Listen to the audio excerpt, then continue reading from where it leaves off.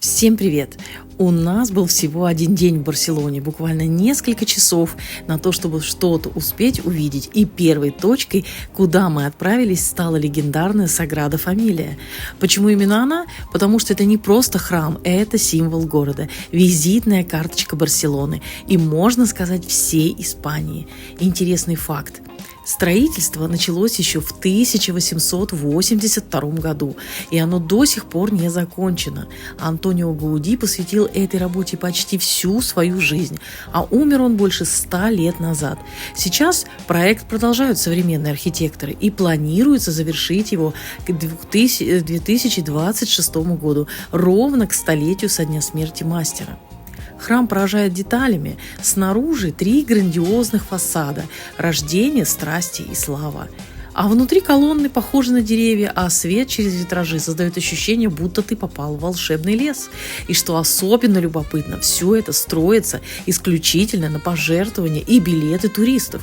То есть мы с вами тоже чуть-чуть участвуем в строительстве самого известного храма Барселоны.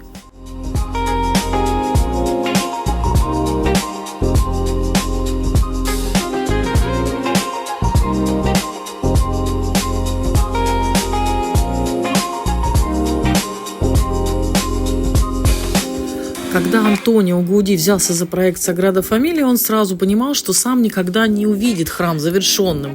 Его идея была в другом – создать такой проект, который смогут продолжать поколения.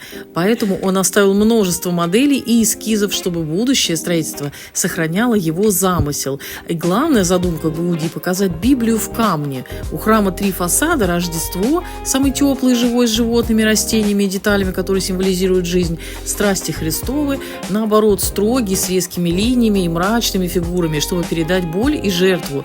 И 3-й фасад – фасад славы. Он еще строится и символизирует путь человека к Богу. А внутри храм совсем другой. Колонны тянутся вверх, как стволы деревьев, и кажется, что ты попал в каменный лес.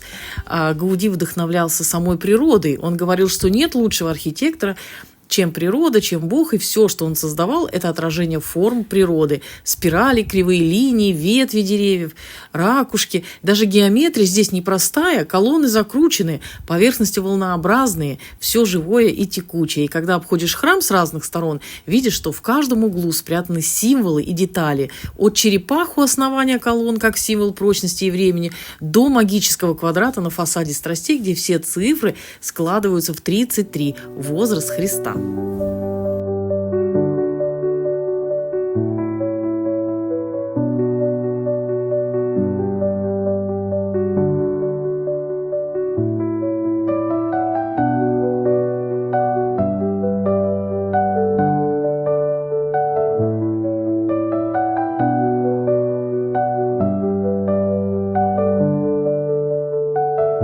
На следующий день мы отправились к Олимпийскому стадиону. Это тот самый стадион, где в 1992 году проходила летняя Олимпиада, событие, которое кардинально изменило облик Барселоны.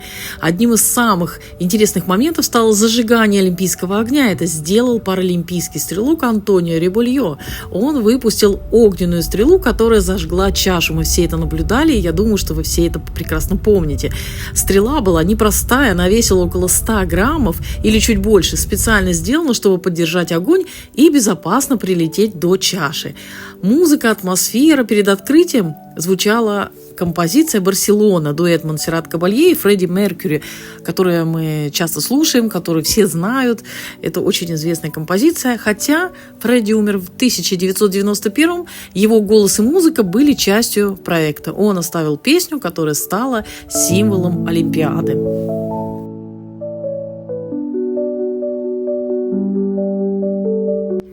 Кстати, сам стадион был построен изначально еще в 1927 году, но к Олимпиаде 1992 года его реконструировали, чтобы вместить тысячи зрителей. Также были обновлены фасады, инфраструктура. И, кстати, рядом с этим стадионом находится музей Олимпики и спорта, где тоже есть интересные экспонаты, где есть форма спортсменов, факты, и связанные с Барселоной 92.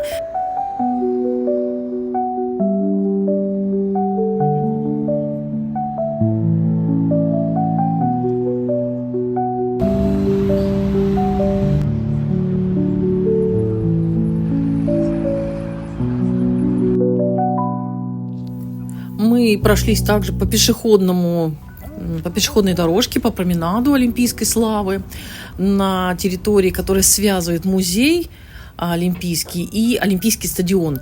И вот на этом променаде размещены отпечатки стоп спортсменов на таких табличках, вот, которые вы сейчас можете видеть. И таким образом мы дошли до музея Олимпики и спорта. Там много экспонатов, фотографий, предметов, посвященных знаменитым спортсменам и медалям.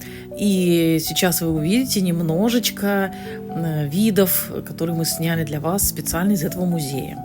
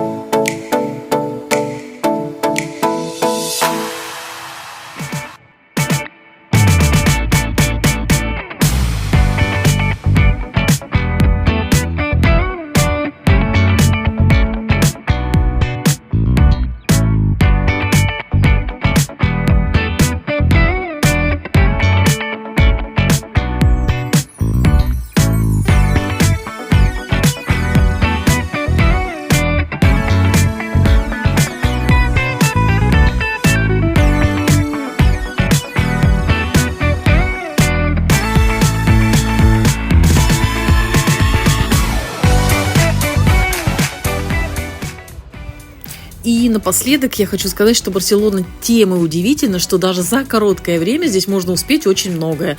Мы поднялись чуть выше, в парк Хардин де ла Рибаль. Это такой уголок тишины и зелени на горе Монжуик. Там фонтаны, террасы, тропинки, по которым приятно пройтись, и вдруг открываются виды на весь город.